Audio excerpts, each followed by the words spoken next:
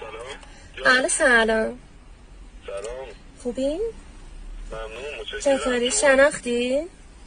نه متاسفانه. ستایش هم دیگه، دوست مینا. بله ستایش خانم، خوب هستی؟ قربونه. مگه شماره‌مو سیو نداشتی؟ نه متاسفانه شماره‌تون رو نداشتم من. آها، چون اون شب تولد بودیم من دیدمت، فکر کردم شماره‌مو از مینا گرفتی. نه اینا دوست دخترم چجوری میتونستم بهت بگم شماره رو ستایشو بهم بده. خب گفتم شاید مثلا بهت داده باشه. خب مینا خب اصلا همینطور اخلاقی نداره بخواد شکاک باشه بهت، چون خیلی بد اعتماد داره. آره.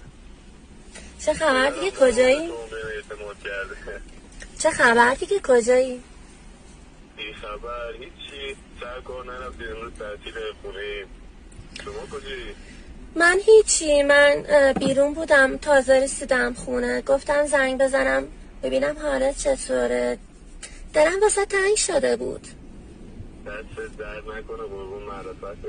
بمیره بیرون، دل تنگ شده. من بیام بیرون؟ آره دیگه، دل تنگ شده، گفتم اگه میخوای بیام دنبال دیگه دوری بزنیم. خب اگه مینا بفهمه منو جر میده. نمیذارم بفهم.